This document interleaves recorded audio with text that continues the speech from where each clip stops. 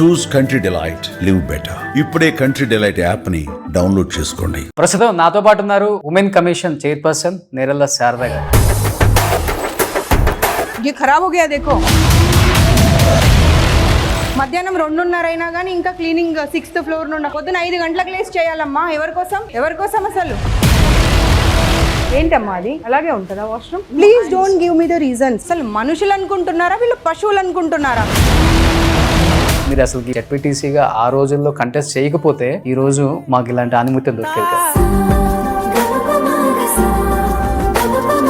Women commission కింద ఆ పరిధిలోకి అసలు ఏమేమి వస్తాయండి అసలుకి? Safety, security, well being, development, everything related to women and a girl child. Sharada గారు, చాలా మంది నన్ను అడిగారు అసలుకి ఏంటి ఆమె కుటుంబ నేపథ్యం, రాజకీయ నేపథ్యం ఏమైనా ఉందా, ఏంటండి అసలు మీది? నేనే I'm the first person to enter in to politics.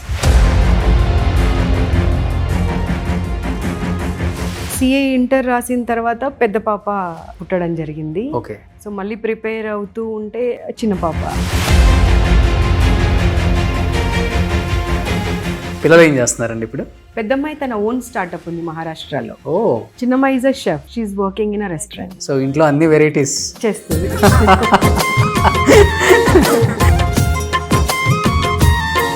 జీడిమెట్లలో ఆమె మైనర్ బాలిక సొంత తల్లిని అంత కిరాతకంగా చంపేసింది. మైనర్ బాలికల్లో అంత క్రూరత్వం అసలు పెరిగిపోవడానికి కారణం ఏంటి అసలు? జాయింట్ ఫ్యామిలీస్లో ఉన్నప్పుడు ఒక తాత, ఒక అమ్మమ్మ, ఒక బాబాయి, మామ, ఇలా పెద్ద ఫ్యామిలీ ఉండి మంచి చెడులు. ఇప్పుడు ఏమైపోయింది, ఒక మొబైల్, ఒక టీవీ, ఒక ఫ్రెండ్, ఇంతవరకే పరిమితం అయిపోయారు. వాళ్ళు చెప్పేది మంచా చెడా కూడా అర్థం చేసుకునేటువంటి పరిస్థితిలో లేరు వాళ్ళు. సోషల్ మీడియాలో ఒక మొబైల్ తీసుకుంటే ఒక వ్యక్తి ఏం చూస్తున్నారో కూడా మనకు తెలియదు. చిన్న చిన్న టెంపరరీ అట్రాక్షన్స్కి వెళ్ళకండి. ఆ టెంపరరీ అట్రాక్షన్స్ అనేవి మీ లైఫ్ని మొత్తం చిదిమేస్తున్నాయి. Hi, hello, welcome to Suman TV. నేను మీ రోషన్. ప్రస్తుతం నాతో పాటు ఉన్నారు women commission chairperson Nerella Sharada గారు. శారద గారు నమస్తే. నమస్తే అండి. చూస్తుంటే భయం వేస్తుందండి. ఆ భయాన్ని కంటిన్యూ చేసుకోండి. అంతేనా? అంతే. సో మిమ్మల్ని అక్కడ చూస్తుంటే కొంచెం భయంగా ఉంది, కానీ నిజంగా చూస్తుంటే ఒక అక్కనో, ఒక అమ్మనో, ఒక వదినతోనో కూర్చున్నట్టు అంత ఫ్రీగా ఒక 1 hour మీతో మాట్లాడాను కదా, ఒక ఫ్యామిలీ మెంబర్ లాగా అనిపించారండి. నిజంగా చెప్తున్నాను, మీ హిస్టరీ నేను తెలుసుకున్న తర్వాత 25 years బ్యాక్ మేబీ మీరు అసలుకి ప్రజాస్వామ్యంలోకి రావాలని ఇంట్రెస్ట్ లేదు, కంటెస్ట్ చేయాలని ఇంట్రెస్ట్ లేదు. జెడ్పీటీసీగా ఆ రోజుల్లో కంటెస్ట్ చేయకపోతే ఈరోజు మాకు ఇలాంటి ఆనిముత్యం దొరికేది కాదు. మాకంటే చాలామంది అమ్మాయిలకి ఒక భరోసా నేరెళ్ల శారద గారు ఉన్నారు. ఏం జరిగినా కానీ ఉమెన్కి ఫైట్ చేసే సత్తా ఉంది, న్యాయం చేసే వరకు ఎవరిని కూడా వదిలిపెట్టదు ఆమె. సో అలాంటి నేరెళ్ల శారద గారు ఈరోజు మా ఉమెన్ కమిషన్ చైర్పర్సన్గా ఉన్నారు. మా ధైర్యం అదే అని బయట చెప్తున్నారు కాబట్టి ఎలా అనిపిస్తుంది? మనకి ఇచ్చిన జాబ్కి మనం జస్టిస్ చేయగలిగితే అంతకన్నా అసలు సాటిస్ఫాక్షన్ వేరే ఏమీ ఉండదు. ఓకే. అండ్ అది నేను ఎస్టాబ్లిష్ చేయగలిగి ఉంటే ఆడపిల్లల మైండ్లో I'm very happy, I'm blessed. Okay. నిజం చెప్పాలంటే హ్యాపీ అనడం కన్నా, సాటిస్ఫాక్షన్ అనడం కన్నా కూడా ఐఎమ్ బ్లెస్డ్ అని చెప్పాలి. ఓకే. చాలా లిమిటెడ్గా మాట్లాడతారు కదా, మీరేనా అసలు కాలేజీలో ఇన్స్పెక్షన్ చేస్తుంది? ఎప్పుడు ఏ రోల్లో ఉంటామో ఆ రోల్ ప్రకారంగా ఉంటుంది. అంతే అంతే కదా. ఓకే. నార్మల్గా చెప్పాలంటే తెలంగాణలో పెద్ద పెద్ద కాలేజీలు ఉంది, చాలా లిమిటెడ్. అవి కూడా బాగా పేరున్న వాళ్ళవి. వాటిని టచ్ చేయాలంటే గవర్నమెంట్లో అధికారంలో ఉన్న వాళ్ళు కూడా టచ్ చేయడానికి అంత ఇంట్రెస్ట్ చూపరు, వద్దని చెప్తారు, మనకెందుకు రిస్క్, వద్దులే. అలాంటిది మీరు అంత ధైర్యంగా వెళ్ళి పెద్ద పెద్ద కాలేజీలను టచ్ చేస్తున్నారు, ఇన్స్పెక్షన్ చేస్తున్నారు. అసలుకి కబద్దాలు తేల్చుకున్నాం మీరా నేనా అన్నట్లుగా మాట్లాడుతున్నారు. మీకు భయం అనిపించలేదా, లేకపోతే గవర్నమెంట్ సైడ్ నుంచి వద్దులే మనకు అవసరమా అని ఏమైనా చెప్పడం కానీ ఇలాంటివి జరిగాయి? అసలుకి అలాంటివి అయితే జరగలేదు. ఎందుకంటే నేను విజిట్ చేసిన తర్వాత గౌరవ ముఖ్యమంత్రి గారు కూడా నాతో మాట్లాడి బాగా చేస్తున్నారు, అలా సమస్యలు ఉన్నప్పుడు ఆడపిల్లలకి డెఫినెట్గా కమిషన్ అనేది ఉంది అనేటువంటి నమ్మకం మనం కలిగించాల్సిన అవసరం ఉన్నది, go head and do your job అని చెప్పారు. అండ్ వ్యక్తిగతంగా నన్ను మీరు అన్నారు కదా, అక్కడ పెద్ద సంస్థన చిన్న సంస్థన అనేది నాకు కనబడదు. ఓకే. ఒక ఆడపిల్ల సమస్యలో ఉంది, ఆ సమస్యకి పరిష్కారం నేను చూపించాలి. నా మీద ఒక నమ్మకంతో నాకు ఒక కాల్ చేశారు. ఓకే. కాల్ చేసి ఈ సమస్య ఉంది, పరిస్థితి ఇలా ఉంది అన్నప్పుడు మనం ఆ సమస్య గురించి పోరాటం చేయకపోతే అసలు పదవి ఎందుకండి? అవసరం ఆ పదవి? అంటే నలుగురికి చూపించుకోవడానికో లేకపోతే దాంట్లో వచ్చే ఏదైనా బెనిఫిట్స్ గురించి ఉండడానికో బాధ్యతలు తీసుకునే వ్యక్తిని నేను కాదు. కాబట్టి నాకు అక్కడ అసలు భయము అనేది నాకు తెలియదండి. ఒక మంచి చేస్తున్నానా, ఒక చెడు చేస్తున్నానా, ఓకే, నేను చేసే పని వల్ల 10 మందికి మంచి జరుగుతుందా, ఇది ఆలోచిస్తాను తప్పించి నాకు లాభమా స్వతహాగా నష్టమా అనేది నేను ఎప్పుడు ఆలోచించాను. కానీ కొంచెం లోపల భయం ఉంటుంది కదా, పెద్ద కాలేజీలు కదా, భయపడితే second time, third time, fourth time ఎందుకు వెళ్తూ ఉంటాను? ఒకసారి వెళ్ళి మానేస్తాను కదా. అవును. కానీ అలా మానేయలేదు కదా. అవును. అంటే సమస్య ఎక్కడ ఉంది ఆడపిల్ల కన్నా కానీ డెఫినెట్గా అది ఒక ఎడ్యుకేషనల్ ఇన్స్టిట్యూషన్ కానివ్వండి, ఒక ప్రైవేట్ ఆఫీస్ కానివ్వండి, లేదా ఒక గవర్నమెంట్ ఆఫీస్ కానివ్వండి, లేదంటే ఒక ప్రైవేట్ సంబంధించినటువంటి హాస్టల్ కానివ్వండి, డెఫినెట్గా వెళ్తాను. ఓకే. ఇప్పుడు మీరు 4 times వెళ్ళారు కదా మేడం, వెళ్ళినప్పుడల్లా లాస్ట్ టైం కూడా పప్పుది ఏదో ఇష్యూ అయ్యి కూడా క్లియర్గా మీరు ఆ స్మెల్ వస్తుంది అని చెప్పి చాలా గట్టిగా ఫైట్ చేశారు పిల్లల గురించి.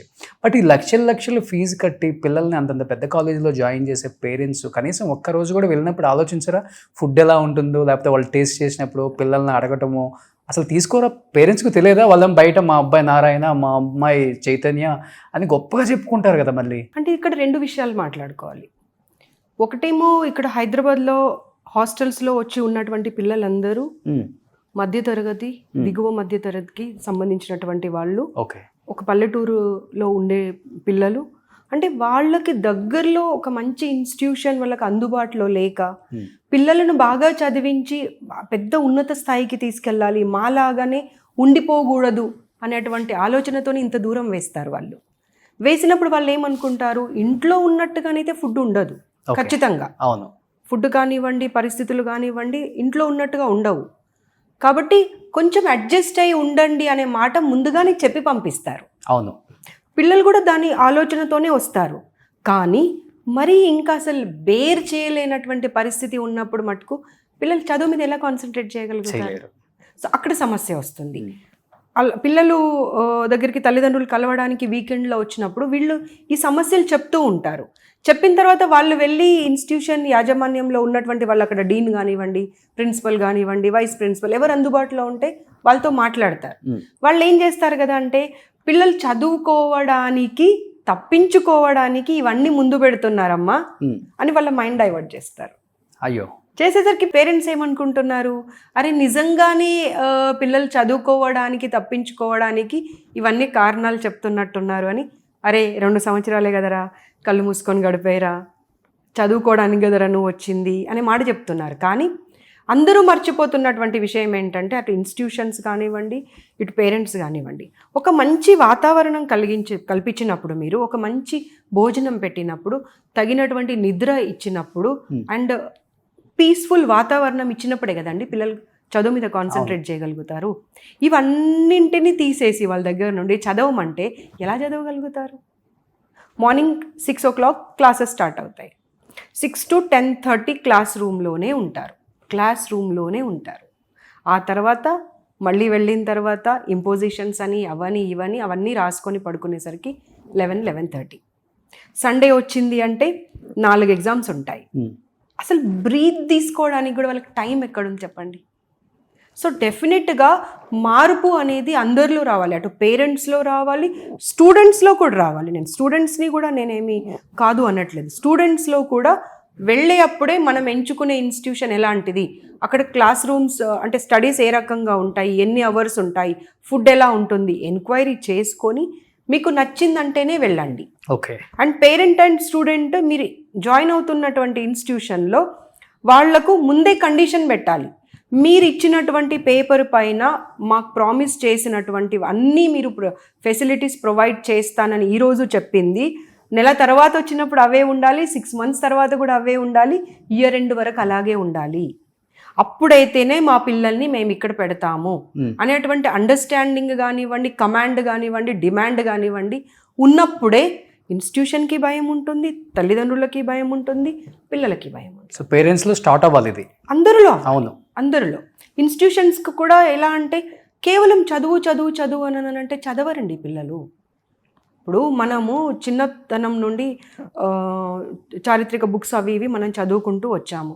దాంట్లో ఏం చెప్తారు వాళ్ళు, మనకు మెంటల్గా ఎంత శ్రమ ఉంటుందో, ఫిజికల్గా ఎంత శ్రమ ఉంటుందో దాంతో సమానంగా మనకు రెస్ట్ కూడా కావాలి కదా. అవును.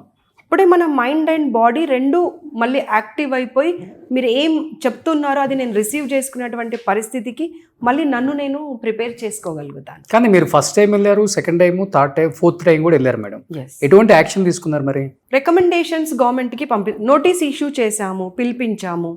4 సార్లు వచ్చారు. వచ్చిన తర్వాత వాళ్ళకి చెప్పాము మేము, మళ్ళీ ఇంకొకసారి నా దగ్గరికి ఈ కంప్లైంట్ రాకూడదు.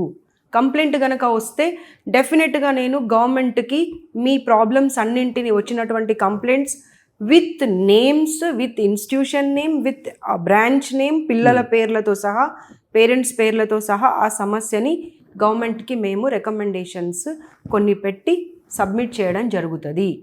దాని తర్వాత తదుపరి చర్య కోసం మీరు ప్రిపేర్ అయ్యి ఉండేది ఉంటేనే మీరు మార్పులు చేర్పులు చేయకుండా ఉండండి. లేదు అలాంటి పరిస్థితి రాకూడదు అనుకుంటే ఇవాళ ఏ సమస్య లేవనెత్తారో మళ్ళీ అదే సమస్య రెండోసారి కూడా రాకుండా చూసుకోండి అని 4 సార్లు చెప్పాము.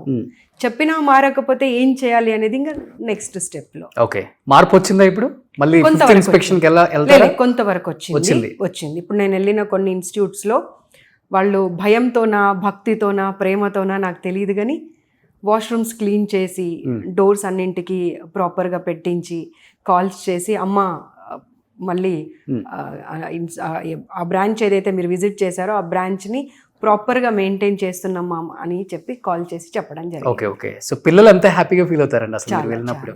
చాలా. బట్ ఏమవుతుందంటే మళ్ళీ అదే సేమ్ సమస్య, ప్రతి బ్రాంచ్కి వెళ్ళాలి, ప్రతి స్కూల్కి, ప్రతి కాలేజ్కి వెళ్ళాలి అంటే కష్టం. కాబట్టి నేను ఈ 3 అన్నాను, పేరెంట్స్, స్టూడెంట్స్, ఇన్స్టిట్యూషన్స్. వాళ్ళు బాధ్యత తీసుకుంటే అసలు మనం వెళ్ళి వాళ్ళని ప్రశ్నించేటువంటి అసలు ఆ ప్రశ్ననే రాదు. అవును. కానీ మీ మీద ఒక అపవాదం ఉంటుందండి బయట.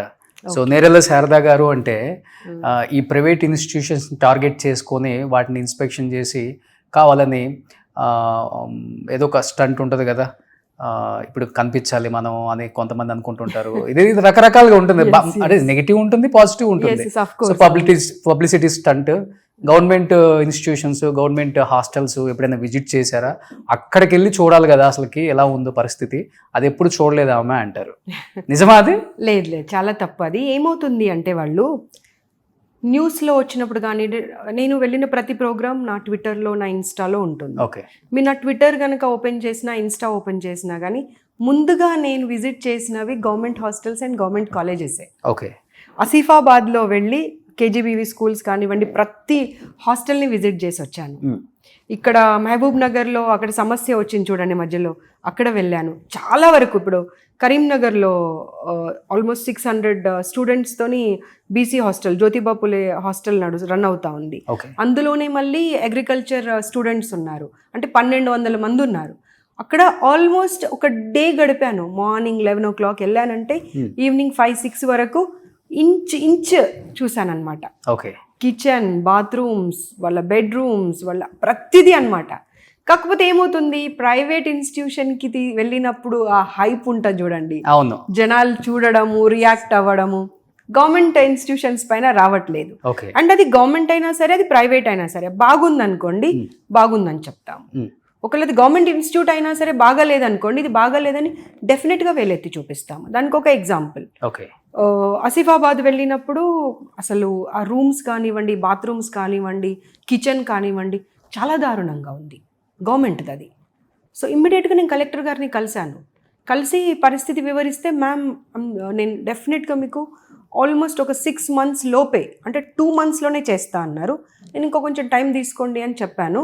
సో అంటే ఎందుకు అంటే 1 day 2 daysలోనే అయితేనేమో మనము వైట్ వాష్ అట్లాంటివి చేయొస్తుంది. కానీ కొన్ని కన్స్ట్రక్షన్స్ అంటే కొన్ని అప్రూవల్స్ కావాలి వాళ్ళకు కూడా, అవన్నీ చేయడానికి. సో కలిసి చెప్పి రావడం జరిగింది. సో అది మిస్ చేస్తున్నారు public. Okay.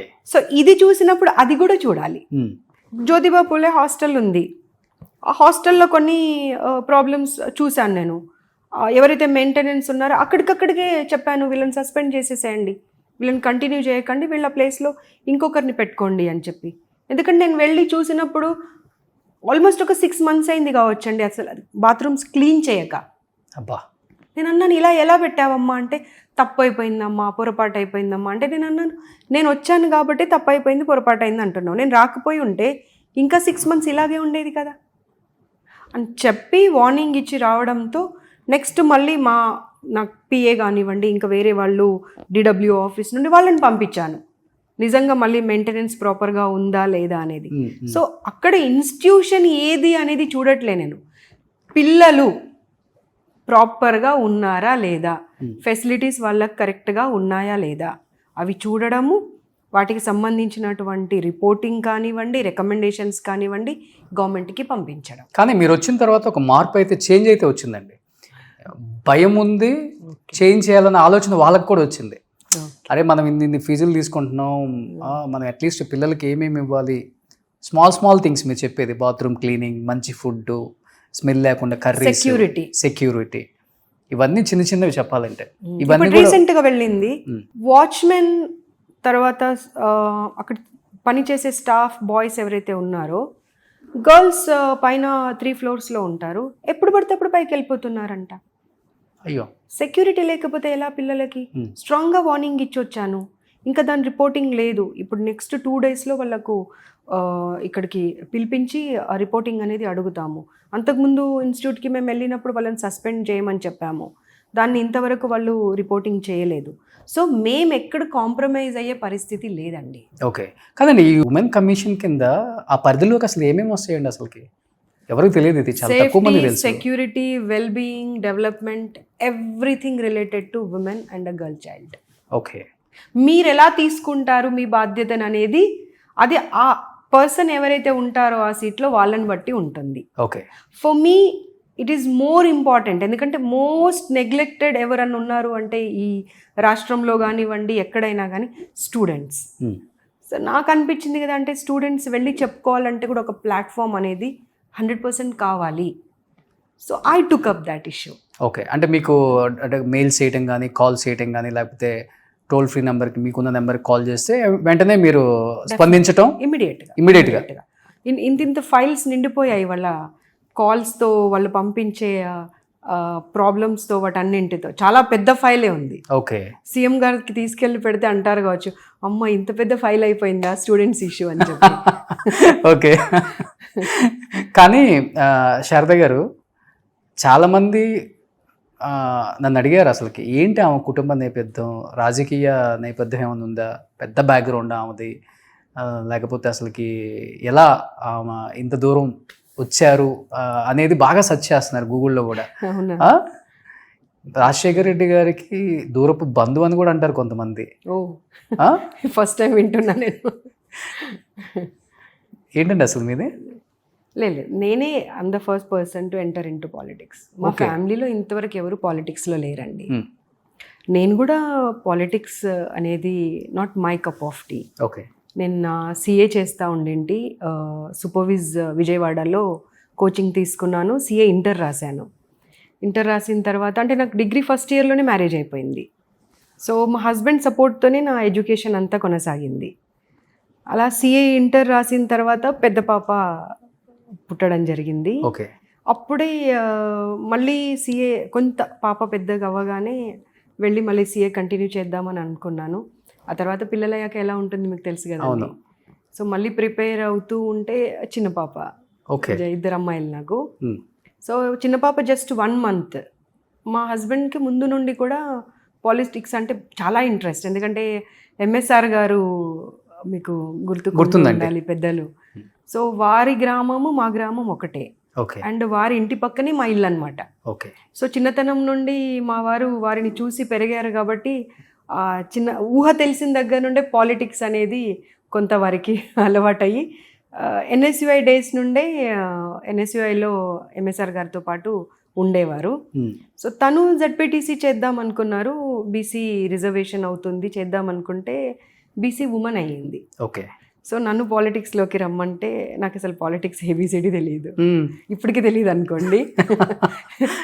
After 25 years also మీరు అడిగితే అసలు పాలిటిక్స్ ఏంటి అంటే నాకు ఇంతవరకు అర్థం కాలేదు. ఓకే, ఒక సోషల్ సర్వీస్ లాగా అనుకొని, అంటే చాలా కన్విన్స్ చేశారు. నాకు ఇష్టం లేకుండే, బట్ చాలా కన్విన్స్ చేస్తే, మా ఇంట్లో వాళ్ళు కన్విన్స్ చేస్తే ఒప్పుకోలేదు. కానీ మా ఊర్లో పెద్దలందరూ చదువుకున్న దానివి కదా తల్లి, నువ్వు వెళ్తే మనకు బాగుంటుంది, మన ఊరికైనా ఎవరికైనా కానీ నలుగురికి మంచి చేస్తావు అని అంటే, అప్పుడు అలా నా పొలిటికల్ ఎంట్రీ స్టార్ట్ అయింది, నా జర్నీ.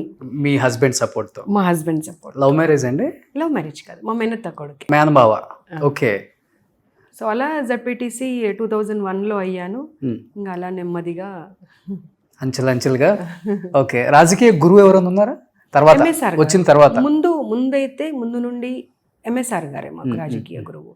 ఆ తర్వాత మీరు రాజశేఖర్ రెడ్డి గారు అన్నారు కదా, పెద్దలు రాజశేఖర్ రెడ్డి గారు అంటే అసలు ఈ రాష్ట్రంలో కానీ 2 రాష్ట్రాల్లో ఇష్టపడని వాళ్ళంటూ లేరు, అండ్ వారంటే అభిమానించని వారంటూ లేరు.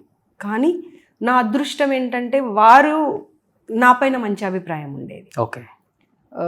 మేము ఇలాగే పాలిటిక్స్ అర్థం కాక ఉండాలా వద్దా అని నేను డైలమాలో ఉన్నప్పుడు 2004లో వారు సీఎం అయిన తర్వాత ఒకరోజు వెళ్ళి అడిగాను, నాకు అసలు ఏం అర్థం కావట్లేదు, జడ్పీటీసీ ఉన్నాను, డిస్ట్రిక్ట్ మహిళా కాంగ్రెస్ ప్రెసిడెంట్ ఉన్నాను, ఆ తర్వాత యూత్ కాంగ్రెస్లో ఉన్నాను, ఇన్ని ఉన్నాను, కానీ నాకు ఎలా ముందుకు వెళ్ళాలా, ఏం చేయాలా నాకు అర్థం కావట్లేదని ఒకరోజు బాధపడ్డాను. ఎందుకంటే వారు నేను ఎప్పుడు వెళ్ళినా ఏదో బయట 2 నిమిషాలు నిలబట్టి మాట్లాడకుండా రా తల్లి అని లోపల తీసుకెళ్ళి కూర్చోబెట్టుకొని మాట్లాడేవారు. ఆ తర్వాత అప్పుడు మా హస్బెండ్తో అన్నారు, నువ్వేం కంగారు పడొద్దు, ఈ రోజు నుండి నాకు షర్మిల ఎంతనో శారదమ్మ అంత. Okay. So you leave Sharada, political career అనేది మర్చిపో బాబు, నా కూతురుతో సమానంగా చూసుకుంటా అని ఆ రోజు ఆయన బ్లెస్ చేశారు. కానీ వెంటనే ఒక 2-3 నెలల్లోనే మళ్ళీ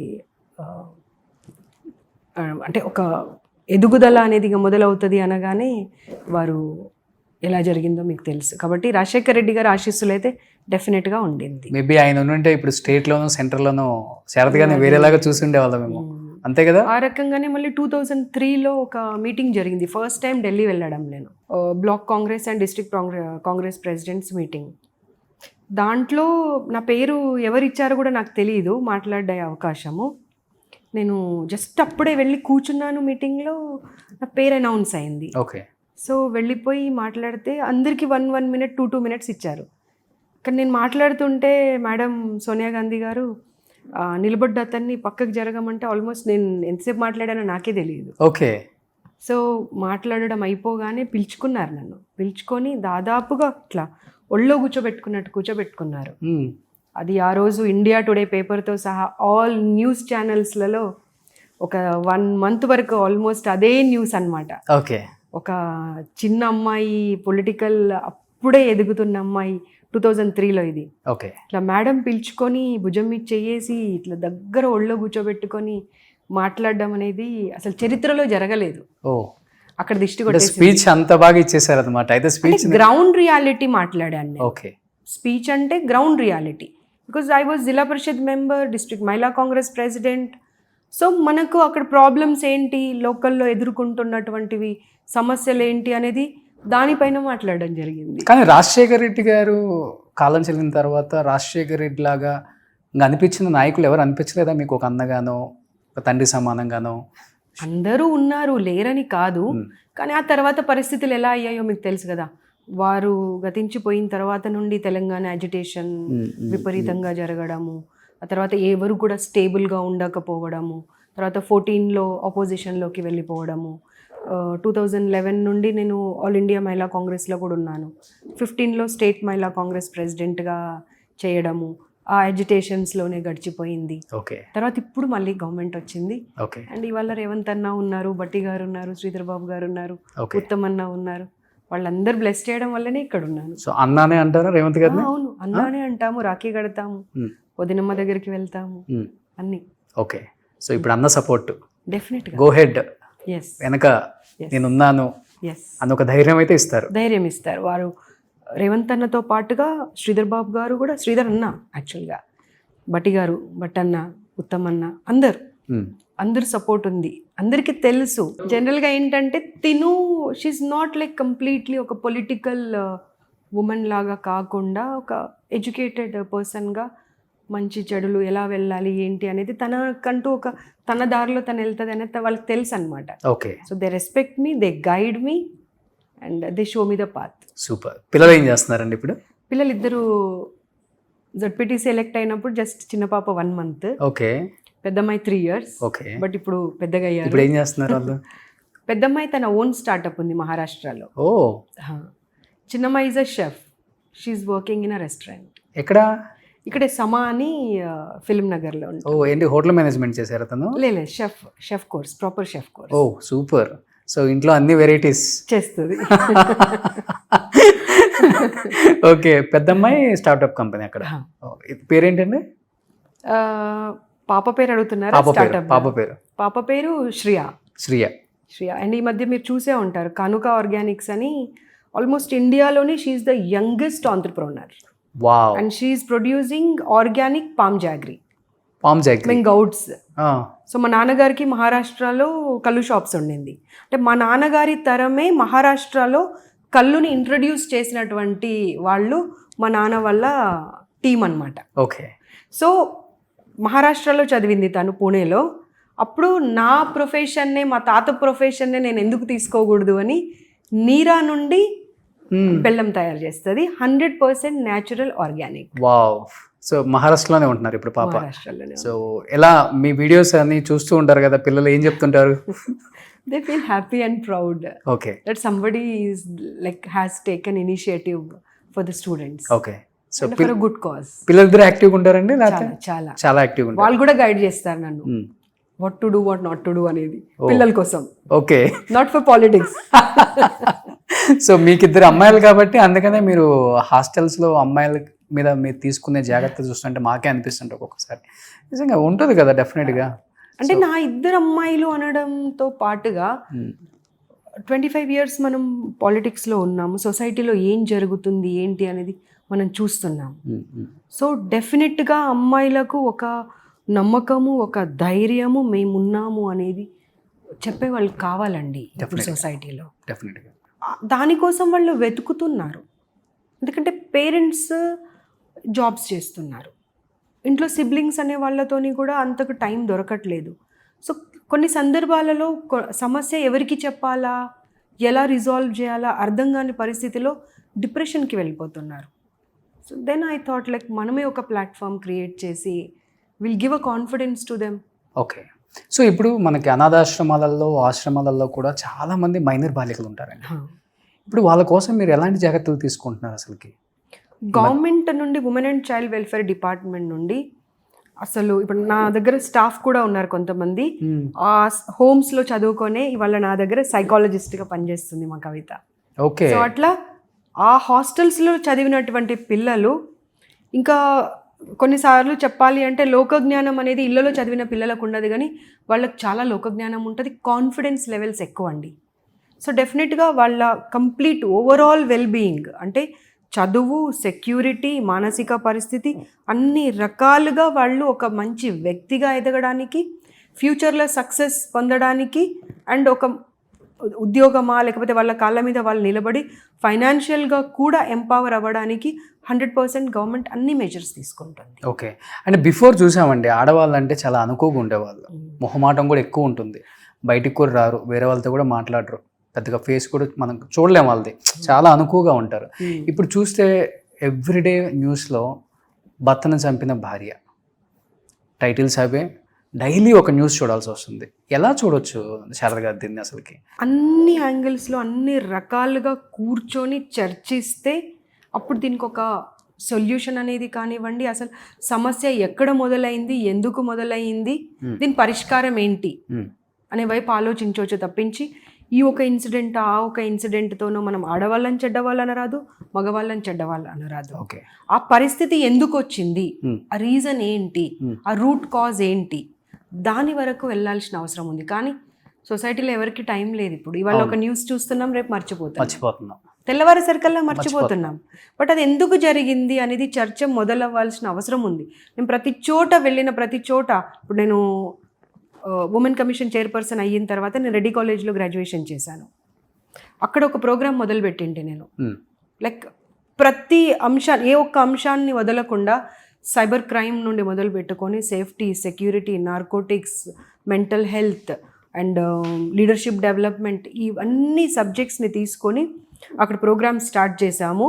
నా ఆలోచన ఏంటంటే ప్రతి కాలేజ్కి ఇది రీచ్ అయినప్పుడు ఆ పిల్లలకు మంచి చెడులు అని చెప్పే అటువంటి ఒక వ్యక్తి కావాలి ఇవాళ.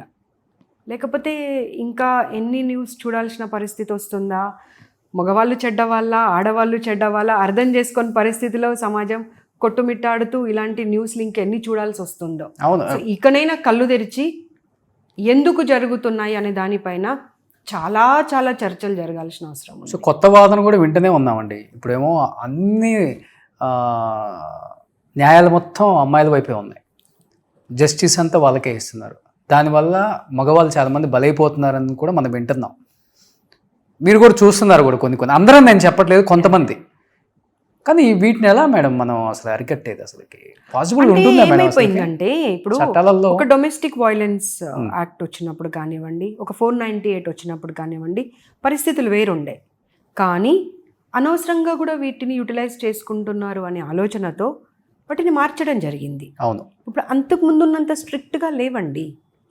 సో అలా ఏం లేదు. దుర్వినియోగం చేసుకునే వాళ్ళు అమ్మాయిలైనా చేసుకుంటున్నారు, అబ్బాయిలైనా చేసుకుంటున్నారు. కానీ ఇప్పుడు పరిస్థితులకు అనుకూలంగా ఇప్పుడు జరుగుతున్నటువంటి విషయాలన్నింటినీ అంటే చర్చించి యాక్ట్ని కూడా కొంత మార్చాల్సినటువంటి అవసరం ఉన్నది. డెఫినెట్గా పరిధులను, లిమిటేషన్స్ని మార్చాలి. అది ఏ కమిషన్ కానివ్వండి, ఏ యాక్ట్ కానివ్వండి, ఖచ్చితంగా మార్పు అనేది ఇప్పుడు అవసరం ఉంది. ఎందుకంటే ఎప్పుడో 90sలలో వచ్చినటువంటి act, for example women commission యాక్టే ఉంది, 98లో ఎనాక్ట్మెంట్ అయింది. దీనిది 98 పరిస్థితులకు 2025 పరిస్థితులకు ఎంత వ్యత్యాసం ఉంది? చాలా.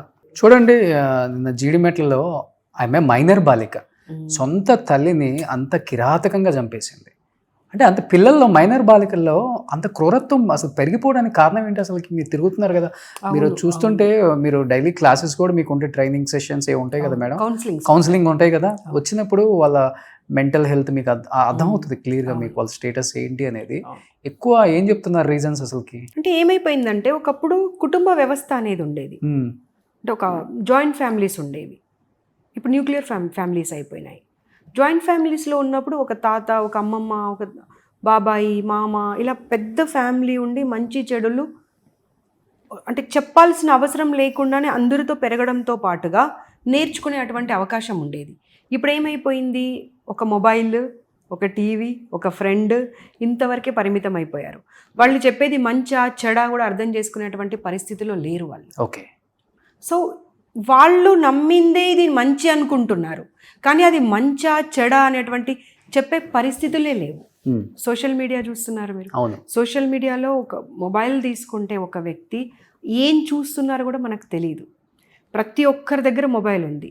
అంటే ఒక లైఫ్ స్టైల్, వాళ్ళ స్టాండర్డ్ ఆఫ్ లివింగ్ ఎలా ఉన్నా, వాళ్ళ ఇన్కమ్ ఎలా ఉన్నా సరే, మొబైల్ మాత్రం ప్రతి ఒక్కరి దగ్గర ఉంది. దీనిది కూడా ప్రభావం ఉంది అని నేను అనుకుంటున్నాను. Okay. For them it is right, for others it is wrong, but for them it is right. కానీ అది రైట్ కాదు, రాంగ్ అని విడమర్చి చెప్పే పరిస్థితులు కానివ్వండి, వాళ్ళు ఒక చర్చించేటువంటి పరిస్థితులు కానీ లేకుండా పోతున్నాయి. బట్ అలాంటి పరిస్థితి ఇంకొకసారి రాకుండా చూసుకునే బాధ్యత మాత్రం ప్రతి ఒక్కరి పైన. కానీ ఇప్పుడు మొన్న జీడిమెట్లో మదర్ను చంపిన పాపతో మీరు మాట్లాడటం, కౌన్సిలింగ్ ఏదైనా జరిగిందా మేడం? ఎందుకు చేసింది ఏమన్నా చెప్పారు అసలుకి? లేదు, మాకు ఎలా ఉంటుంది అంటే, అది అలాంటి కేసెస్ అయినప్పుడు మావి చాలా లిమిటెడ్ ఉమెన్ కమిషన్ది. సో కోర్టులో ఎప్పుడైతే కేసు ఉంటుందో, పోలీస్ స్టేషన్లో ఒక కేసు ఉంటుందో, మళ్ళీ కమిషన్ కూడా ఒక ఇట్స్ అ కైండ్ ఆఫ్ కోర్టే. ఓకే. సో ఒకరి దాంట్లో ఒకరం ఇంటర్వ్యూన్ అవ్వము. కౌన్సిలింగ్ కూడా మీ దగ్గర పంపరు? మా దగ్గరికి మా దగ్గరికి పంపించినప్పుడే మేము మాట్లాడగలుగుతాం. ఓకే. ఇంటర్వ్యూన్ అయ్యి మేము వెళ్ళలేం. వెళ్ళి కలవడం వరకు ఓకే, బట్ ఆ ఇన్సిడెంట్లో మటుకు మళ్ళీ పర్మిషన్స్ తీసుకోవాలి, కలవాలంటే కూడా అవన్నీ జరగాలి. ఓకే. ఇప్పుడు బిఫోర్ రాజకీయాలు వేరు, ఇప్పుడు రాజకీయాలు వేరండి. ఇప్పుడు కంప్లీట్గా ఉమెన్ని సపోర్ట్ చేయండి అని అందరం చెప్తాం. సపోర్ట్ చేసిన తర్వాత ఉమెన్ని ఎలా అంటే అలా మాట్లాడుతున్నాం. ఎస్పెషల్లీ నేను మాట్లాడేది లేడీ పొలిటీషియన్స్ గురించి. వాళ్ళు ఇంట్లో భర్త, పిల్లలు ఇవన్నీ కూడా వదిలేసి పాపం రాజకీయాల్లోకి వచ్చి ప్రజల మధ్యలో నిలబడి తిని తినక నిజంగా మేడం చెప్పాలంటే లేడీ పొలిటీషియన్స్ అందరికీ పాపం హ్యాట్సప్ సెల్యూట్ మేడం. నేను చాలామంది ఇంటర్వ్యూలు చేశాను మేడం. జెంట్స్ అన్న పొలిటీషియన్స్ ఎక్కడన్నా వాష్రూమ్కి యూజ్ చేసుకోవాలంటే చాలా సిగ్గుగా ఫీల్ అవుతారు, ఎందుకులే మనం ఇక్కడ వెళ్దాం. అలాంటిది ఒక పాపం ఆమె ఆడది పొద్దునొచ్చి సాయంత్రం వరకు ప్రజల్లో ఉండి చెమటలు చెప్పాలంటే ఎన్ని రకాల సమస్యలు ఉంటాయి. అలాంటి వ్యక్తి బయటకు వచ్చి పోరాడుతుంటే ఒక ఎమ్మెల్యే అయినా ఒక మినిస్టర్ అయినా అలాంటి వ్యక్తులను కూడా ఏకవచనంతో అది ఇది అంటాము. అంటే వాళ్ళ ఫ్యామిలీని మనం తప్పుగా మాట్లాడతాము, తన గురించి మనం తప్పుగా మాట్లాడతాము. అసలుకి వీళ్ళ మీద చర్యలు తీసుకోవచ్చా మేడం? అసలుకి తీసుకునే మాట అయితే ఏదైనా గట్టిగా తీసుకోవాలండి, డెఫినెట్గా తీసుకోవాలి. ఎందుకంటే ఒక కుటుంబ బాధ్యతలు నిర్వహించుకుంటూ సొసైటీకి నా వంతు నేనేమన్నా చేయాలి అని చెప్పి బయటకు వచ్చినప్పుడు వాళ్ళకి ఇంకా ఎక్కువ గౌరవం దక్కాలండి. కానీ గడప దాటి వచ్చింది కదా అని చెప్పి మీరు మీ నోటికొచ్చినట్టుగా మాట్లాడతాను అంటే తను ఎన్ని సాక్రిఫైసెస్ చేస్తే, అవును, ఎంత బాధ్యతలు ఇంకా ఎక్కువ నిర్వహిస్తే బయటకు వచ్చి మీతో సమానంగా చేయగలుగుతూ ఉంది. మీరు మాట అన్నారు, చాలామంది ఆ మాట అన్నారు, బట్ ఐ అప్రిషియేట్ యూ. మీరు ఒక మాట అన్నారు చూడండి, వాష్రూమ్స్ అని. అవునండి, ప్రాక్టికల్గా నేను ఒక మహిళా కాంగ్రెస్ ప్రెసిడెంట్ 6.5 years ఉన్నాను, చూశాను. నేను మార్నింగ్ 8 o'clock 9 o'clock ఒక్కొక్కసారి ధర్నా స్టార్ట్ అవుతే ఈవినింగ్ వరకు ధర్నా ఉంటుంది, ఎక్కడో ఉంటుంది. అసలు ఎక్కడ వెళ్ళాలన్నా వెళ్ళలేము. ఒకసారి ఆలోచించండి వాళ్ళ పరిస్థితి ఏంటో. సో డెఫినెట్గా సొసైటీలో ఉన్న ప్రతి మగవాళ్ళకి మేము ఒక సూచన చేస్తున్నాము, రిక్వెస్ట్ చేస్తున్నాము, అండ్ అర్థం చేయించే పరిస్థితి చేస్తున్నాము. అది వర్కింగ్ ఉమెన్ ఏ ఫీల్డ్ అన్నా కానివ్వండి, ఒక వర్కింగ్ ఉమెన్ ఉంది అంటే మీకు చేతనైతే సహాయం చేయండి, కానీ అగౌరవపరచకండి. ఎందుకంటే చాలా సాక్రిఫైజెస్ చేస్తే ఆ మహిళ అక్కడ వరకు రాగలుగుతుంది. అవును, చూస్తున్నాం పెద్ద పెద్ద ఇళ్లలో. ఇప్పుడు షర్మిల గారు వచ్చారు, కవిత గారు వచ్చారు బయటికి. ఇలాంటి పెద్ద పెద్ద ఇళ్లలో నుంచి వచ్చిన ఆడవాళ్ళకు కూడా పాపం తప్పట్లేదు మాటలు. ఎవరో ఒకళ్ళు అపోజిషన్ లీడర్స్ ఏదో ఒకటి. ఒకప్పుడు కొంత భయం అనేది ఉండేదండి, ఒకరిని సంబోధించే అప్పుడు కొన్ని జాగ్రత్తలు తీసుకోవాలని. ఇప్పుడు ఆ భయము, సంకోచము అసలు ఏమీ లేవు. ఎవరు ఏది పడితే అది మాట్లాడేస్తున్నారు. సోషల్ మీడియాలో కూడా మీరు చూస్తున్నారు, ఎక్కడో కూర్చుంటాడు, మీ కెమెరా ఓపెన్ చేస్తాడు, ఎవరిని తిట్టాలనుకుంటే వాళ్ళని తిట్టేసి పోస్ట్ చేసేస్తాడు. అంతే. వాళ్ళపైన చర్య తీసుకోవాలి. మెయిన్గా నోటీస్ పంపుతున్నారా? ఇప్పుడున్న కాంగ్రెస్ వాళ్ళకి కూడా పంపుతున్నారా? మీరు డెఫినెట్గా షాక్ అవుతున్నారా? డెఫినెట్గా అక్కడ కాంగ్రెస్, బీజేపీ, బీఆర్ఎస్ లేదా ఇంకో వేరే పార్టీ అనేది లేదు. మహిళను ఎక్కడ అగౌరవపరుచుతారో అక్కడ డెఫినెట్గా నోటీస్ తీసుకోవాలి. ఓకే, ఫుల్ రైట్స్ గవర్నమెంట్ అంతా కూడా ఫుల్ సపోర్ట్. గవర్నమెంట్ కన్నా కూడా ఉమెన్ కమిషన్ యాక్ట్ అలాంటిది. అవును, మీరు ఏదైనా ఆదేశాలు జారీ చేయాలన్నా, ఏదన్నా కొత్తగా తీసుకోవాలన్నా కానీ కొన్ని డిసిషన్స్ రేవంత్ రెడ్డి గారికి చెప్పటం, డిస్కస్ చేయటం, ఆయన సపోర్ట్ ఎలా ఉంటుంది అసలుకి, ఎస్పెషల్లీ ఉమెన్ యాక్ట్లో? అంటే ఇప్పుడు వరకైతే మేము ఇంకా రికమెండేషన్స్ కానివ్వండి, ఇంకా ఏమన్నా చేంజెస్ కానివ్వండి, అమెండ్మెంట్స్ కానివ్వండి, ఇంతవరకు చర్చించలేదు.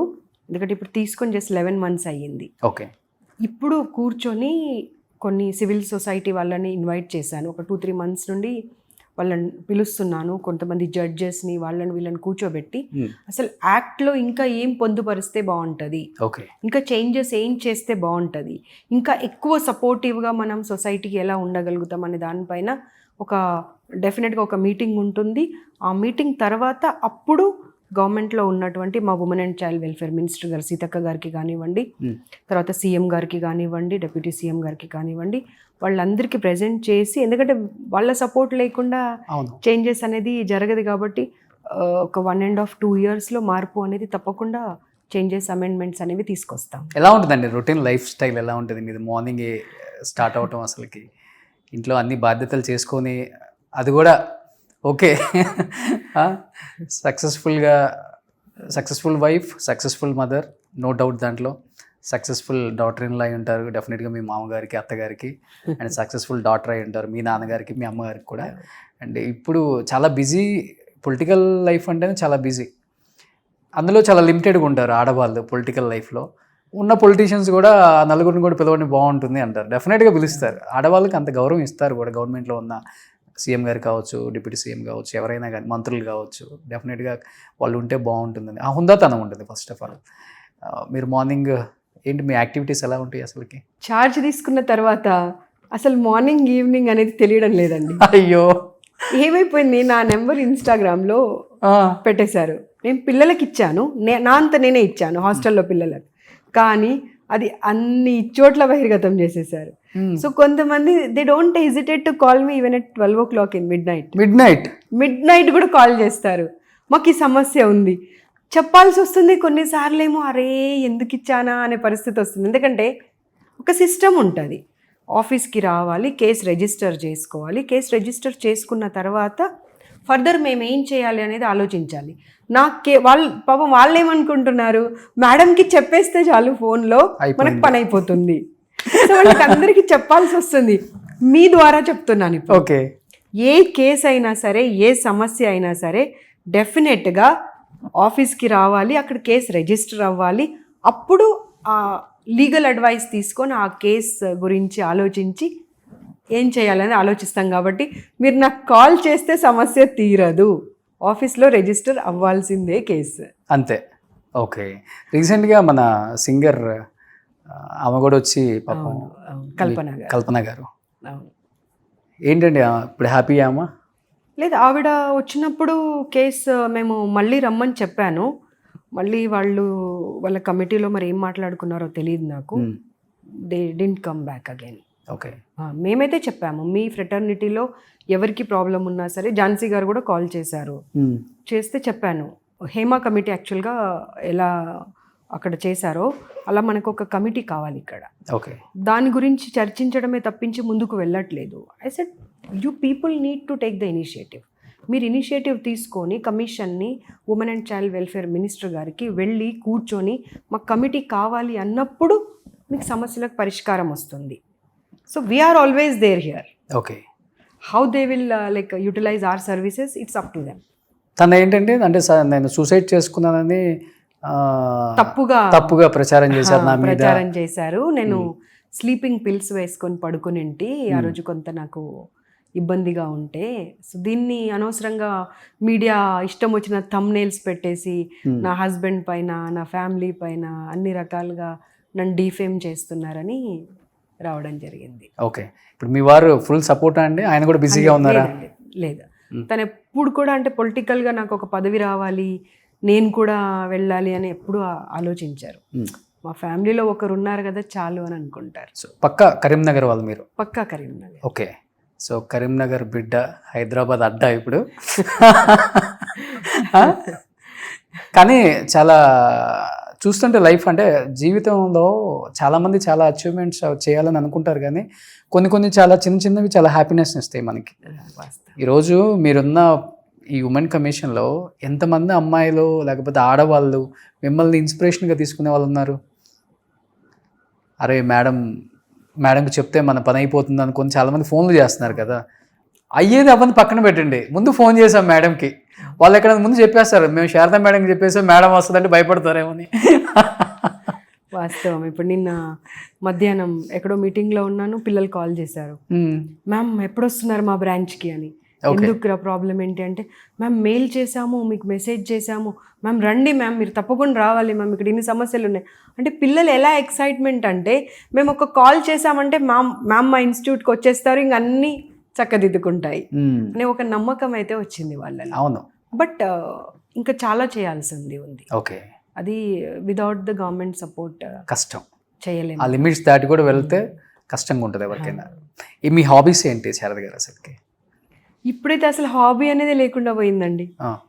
పొద్దున్న నుండి రాత్రి వరకు కౌన్సిలింగ్.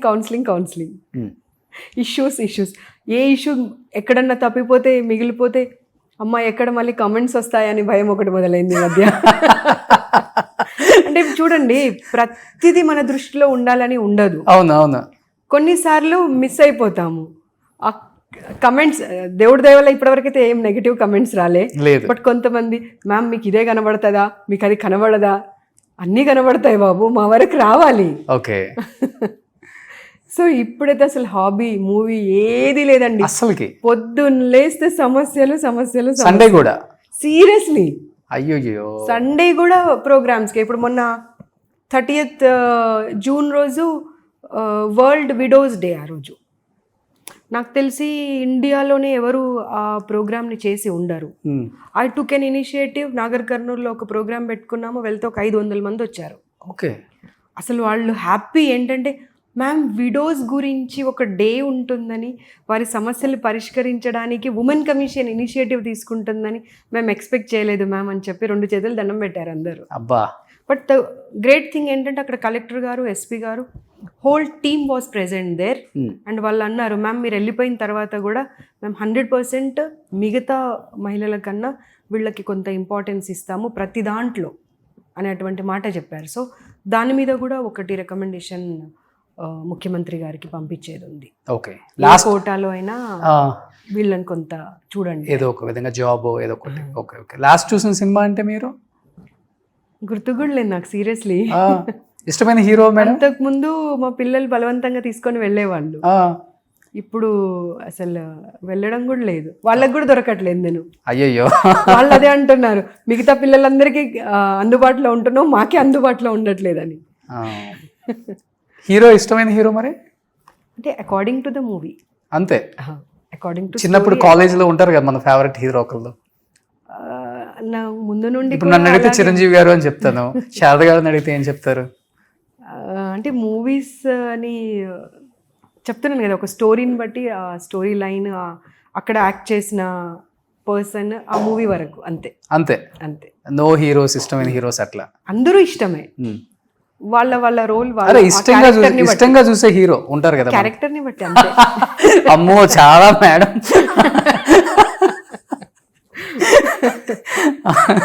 ఉండాల్సిన వాళ్ళేనండి మీరు? లేదు అలా ఏం లేదు. ఓకే. ఇప్పుడు సీఎంగా రేవంత్ రెడ్డి గారిని చూశారు, సీఎం అవ్వకముందు రేవంత్ అన్నగా కూడా చూశారు కాబట్టి ఎన్నో సంవత్సరాల పరిచయం కాబట్టి, రేవంత్ గారిలో మీకు బాగా నచ్చిన అంశం, నచ్చిన పాయింట్, ఒక పర్సన్గా, ఒక హ్యుమానిటీ గ్రౌండ్స్లో అంటే ఆయన చూసింది మీరు ఏమని చెప్తారు? ఆయన గొప్పతనం లేకపోతే ఆయన వ్యక్తిత్వం బాగా నచ్చింది అంటే, ఎడ్యుకేషన్ అవన్నీ పక్కన పెడదామండి. ఒక విషయం గురించి తెలుసుకోవాలి అంటే చాలా కూలంకుషంగా తెలుసుకుంటారు. తెలుసుకొని చర్చించినప్పుడు కానివ్వండి, దాన్ని డిస్క్రైబ్ చేసినప్పుడు కానివ్వండి, అంటే ఏమి ఏబిసిడి తెలియని వాడికి కూడా ఆ సబ్జెక్ట్ కంప్లీట్గా అర్థమయ్యే విధంగా తను డిస్క్రైబ్ చేస్తారు. అది చాలా గొప్ప క్వాలిటీ, అది అందరికీ రాదు. అవును, ఈవెన్ అసెంబ్లీలో కూడా అంతే. ఒక సబ్జెక్ట్ మాట్లాడితే పెన్ను ఉండదు, పేపర్ ఉండదు ఆయన దగ్గర. సో ఆయన నోరే పెన్ను, పేపర్. కరెక్ట్. అవును. సో 1 hour అయినా మాట్లాడతారు. అండ్ చెప్పాను కదా, దాని గురించి ఏమీ తెలియని వాళ్ళకి కూడా కంప్లీట్ సబ్జెక్ట్ అర్థమైపోతుంది. అవును, సింపుల్ వర్డ్స్లలో సింపుల్గా చెప్పేస్తారు. ఓకే. ఇంకేంటండి మీ ఎజెండా ఏంటి? ఉమెన్ కమిషనర్గా యాక్ట్ చేంజ్ అయ్యి డెఫినెట్గా ఇంకా యాక్ట్లో కొత్తవి వస్తాయి, ఇంకా ది బెస్ట్ చేయొచ్చు. అండ్ దానికి తెలంగాణలో ఏ గవర్నమెంట్ ఉన్నా కానీ మంచి పేరు వస్తుంది, ఆ సీఎంకి మంచి పేరు వస్తుంది, నాయకులకు కూడా మంచి పేరు వస్తుంది. సో అలాంటి యాక్ట్ రావాలని మీరు కోరుకుంటున్నారా? తప్పకుండా. కొన్ని అమెండ్మెంట్స్ అనేది అవసరం ఉంది. అది మేము చర్చించి సీఎం గారితో టైం తీసుకొని, ముందుగా సీఎం గారి దగ్గరికి వెళ్ళక ముందు ఇక్కడ కొన్ని చర్చలు జరగాల్సిన అవసరం ఉంటుందన్నమాట. ఓకే. సో అవన్నీ చర్చలు జరిగిన తర్వాత అప్పుడు చేంజెస్ని వాళ్ళకి రికమెండ్ చేస్తే వాళ్ళు ఏం యాక్సెప్ట్ చేస్తారు అనే దాన్ని బట్టి ఒక కొత్తదనం అయితే రావాల్సినటువంటి అవసరం ఉన్నది. ఎందుకంటే 98కి 2025కి చాలా చేంజెస్ వచ్చాయి. ఓకే. సో ఏం చెప్పాలనుకుంటున్నారు? ఎంతోమంది ఎన్నో కాలేజెస్లో, ఎన్నో హాస్టల్స్లో ఉన్న మీ అమ్మాయిల ఫ్యాన్స్, సో ఏం చెప్పాలనుకుంటున్నారు అందరికీ, ఉమెన్స్ అందరికి కూడా? మహిళలు, మనము అవతల వాళ్ళని బ్లేమ్ చేయడం కన్నా, ప్రతిదానికి వాళ్ళ వల్ల ఇలా జరిగింది, వీళ్ళ వల్ల ఇలా జరిగింది అనడం కన్నా, ముందు మీకు ఒక క్లారిటీ ఉండాలి. What you want in your life, how protected you want, how secured you want. మీరు ఎలా ప్రొటెక్టివ్గా ఉండాలి, సెక్యూర్డ్గా ఉండాలి, మీ ఎదుగుదల ఎలా ఉండాలి, మీ వెల్ఫేర్, మీ వెల్బీయింగ్, ఇవన్నీ ఎలా ఉండాలి అనేది ముందు మీరు క్లారిటీ తెచ్చుకోండి. మీరు క్లారిటీ తెచ్చుకొని మీ పేరెంట్స్ కానివ్వండి, మీ చుట్టుపక్కల ఉన్నటువంటి మీరు పనిచేస్తున్న వాతావరణం కానివ్వండి, ఒక క్లారిటీ ఇచ్చారనుకోండి, వాళ్ళకు మీరేంటి, మీకు కావాల్సింది ఏంటి అని అర్థమవుతుంది. వాళ్ళని అలా మలుచుకోవడానికి ప్రయత్నం చేయండి. అప్పుడు మీరు ఒక సెక్యూర్డ్ జోన్లో ఉండడానికి అవకాశం ఉంటుంది. మీరు ఏ అంబిషన్స్తోని ఎంత ఎదగాలనుకుంటున్నారో అంత ఎదగడానికి కూడా అవకాశం ఉంటుంది. అండ్ ప్లీజ్ ఇంకొకటి, ఈ సోషల్ మీడియా కానివ్వండి, ఇంకా ఇతరత్ర కానివ్వండి, ఆ చిన్న చిన్న టెంపరరీ అట్రాక్షన్స్కి వెళ్ళకండి. ఆ టెంపరరీ అట్రాక్షన్స్ అనేవి మీ లైఫ్ని మొత్తం చిదిమేస్తున్నాయి. అండ్ మోరోవర్, మీరు సొసైటీకి ఏమిస్తున్నారు అనే దాంతో పాటుగా, సొసైటీ మీకేమిస్తుంది అనేది పాటుగా, ముందు మీ కుటుంబాన్ని ప్రొటెక్ట్ చేసుకోండి. మీరు మీ పిల్లలకు, మీ ఫ్యామిలీకి మీ అవసరం ఎంతగానో ఉంది. ఒక కుటుంబంలో, ఒక ఫ్యామిలీలో ఆ వాతావరణం గనక బాగుండి మీ పిల్లలకు మీరు ఒక సపోర్ట్ లాగా నిలబడి మంచి చెడులు గనక మీరు నేర్పించగలిగితే, ప్రతి ఫ్యామిలీలో అలా తయారనుకోండి, ప్రాబ్లమే ఉండదు అసలు. అంతే కదా. సో డెఫినెట్గా you should spend some time with your family. Every week ఒక డేనా, ఒక ఆరా, ఒక టైమా పెట్టుకోండి. All of you SIT together. పిల్లలు కూడా బయట అట్రాక్షన్స్కి వెళ్ళి పేరెంట్స్ అంటేనే బోర్ లాగానో, లేకపోతే వెళ్ళి ఒక లెక్చర్ ఇస్తారు అనే ఆలోచనతో కాకుండా, నా ఫస్ట్ గైడ్ నా పేరెంట్స్ తప్పించి భగవంతుడి తర్వాత నా గురించి మంచి ఆలోచించే వాళ్ళు ఈ ప్రపంచంలో ఎవరు ఉండరు అని గనక మీరు మీ పేరెంట్స్ చెప్పినట్టుగా, మీ తల్లిదండ్రులు చెప్పినట్టుగా గనక మీరు వింటే డెఫినెట్గా అందరి లైఫ్ బాగుంటుంది. సూపర్ మేడం, నిజంగా థ్యాంక్ యూ సో మచ్. ఎంతోమంది ఆడవాళ్ళకి ఐకానిక్గా మారిపోయారు ఇప్పుడు. వాళ్ళందరికీ నిజంగా మీరు వచ్చిన తర్వాత చాలా చేంజ్ చూసాం. అండ్ మీరు మాట్లాడే విధానం ఒకటి, ఎక్కడ కూడా కొంచెం కూడా, ఇప్పుడు కొంతమంది మాట్లాడినప్పుడు అరోగెన్సీ ఉంటుంది. సో ఆ అరోగెన్సీ లేదు మీ మాటల్లో. చెప్పేది కూడా అంత స్మూత్గానే చెప్తారు. అది భయంతో వాళ్ళు చేస్తున్నారు. అది చాలా ఇంపార్టెంట్ అండి. చాలా తక్కువ మందికి ఉంటుంది కదా. చాలామంది అరోగెన్సీ మాట్లాడతారు, ఎందుకు చేయవు, అది ఇదని హడావుడి. బట్ మీకు అట్లా లేనే లేదు. అందుకనే మిమ్మల్ని అంతమంది ప్రేమిస్తున్నారు. ఆ ప్రేమకు కారణమే ఈరోజు నేను ఇక్కడ కూర్చోవటం. మీరు ఎన్నో ఇంటర్వ్యూలు చేశారు రోషన్ అన్న. మేడంని ఒకసారి చేయండి, ఆ లైఫ్ స్టైల్ తెలుసుకోవాలి. ఇంత కూల్గా చేయటం ఎవరి వల్ల కాదండి. ఇలానే ఉండండి, అందరికీ ఒక మార్గదర్శకురాలు మీరు. సో నేను కూడా మీకు ఇన్స్పైర్ అయ్యాను కాబట్టి ఇక్కడ దాకా వచ్చానండి. సో చాలా చాలా థ్యాంక్స్. చాలా కూల్గా చెప్పారు. చాలా థ్యాంక్స్ అండి. Thank you.